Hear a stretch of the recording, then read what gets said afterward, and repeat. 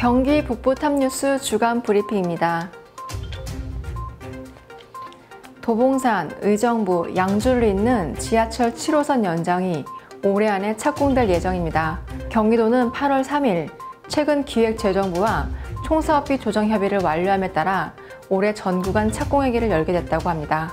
이 사업은 도봉산역에서 의정부시 용현동 탑성역을 거쳐 양주시 고읍지구까지를 연결하는 총 15.3km의 단선철도를 건설하는 사업입니다.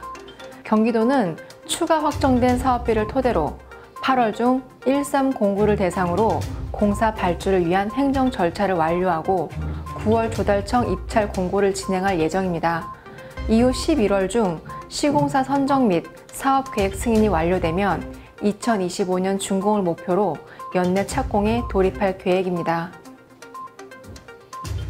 기본소득과 지역화폐를 주제로 한 세계적 정책 축제인 2020 대한민국 기본소득 박람회가 9월 10일부터 2일간 온라인으로 개최됩니다. 세계적 석학과 전문가가 대거 참여해 기본소득에 대해 논의하고 기본소득 정책을 한눈에 파악할 수 있는 다양한 전시 체험형 축제의 장인데요. 이를 위해 조직위원장인 정성호 국회의원은 8월 5일 국회 소통관에서 기자회견을 열고 세계 최대 규모의 행사가 될 것이라고 행사 취지를 설명했습니다. 박람회는 당초 지난 2월 6일부터 8일까지 수원 컨벤션센터에서 개최될 예정이었으나 코로나19 확산을 막기 위해 개막을 일주일 앞두고 연기된 바 있습니다. 조직위는 박람회 홈페이지와 유튜브 채널 중계를 통한 비대면 온라인 박람회 개최를 결정했습니다.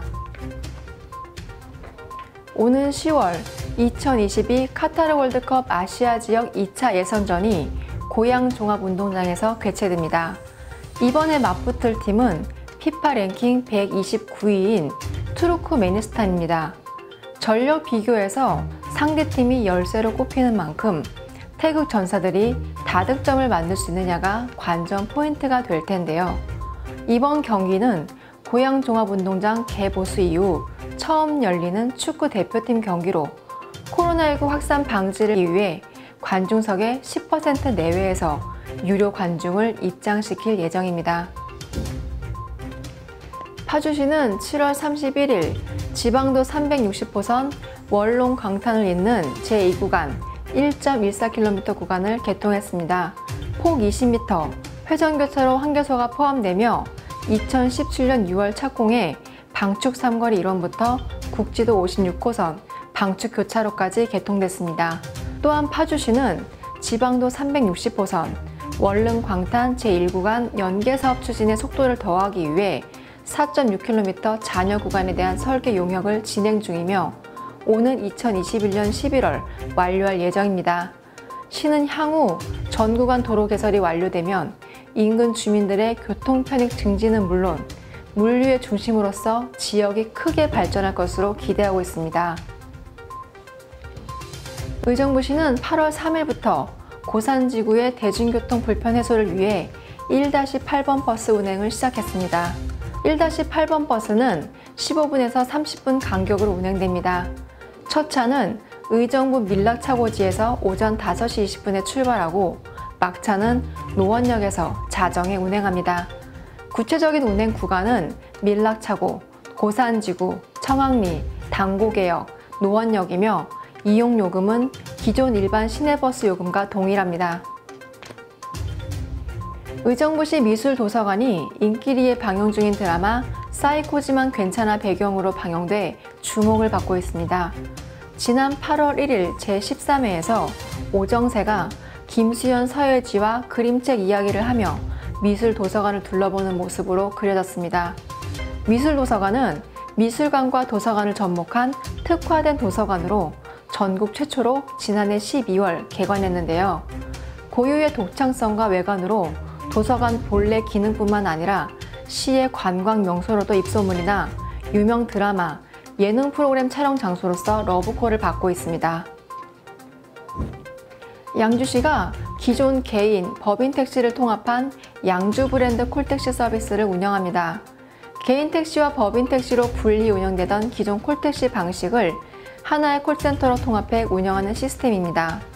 통합 콜센터는 삼숭동에 위치한 양주시 택시복지센터에서 8명의 상담원이 24시간 교대로 근무하며 지역 내 모든 택시와 승객을 연결해 줍니다. 콜 서비스는 통합 콜센터로 전화하면 이용할 수 있습니다. 포천시는 8월 3일부터 시청사에 QR코드를 활용한 전자출입명부 시스템을 도입했습니다. 청사 방문객은 본인의 스마트폰 네이버 앱이나 카카오톡에서 QR코드를 발급받아 청사 출입구에 설치된 태블릿 PC 화면에 스캔 후 출입하면 됩니다. QR코드 사용에 익숙하지 않거나 스마트폰을 소지하지 않은 이용자를 위해 기존 수기 명부도 병행 운영합니다. 전자출입 명부는 코로나19 확산 방지 및 방역 조치를 위해 방문자 현황을 파악할 수 있으며 방문 기록은 코로나19 잠복기 최대 2배인 4주 이후 자동 파기됩니다. 동두천시는 지난 7월 수요산 축산물 브랜드육 타운 내에 시 홍보 채널 문구 조형물 설치를 완료했습니다.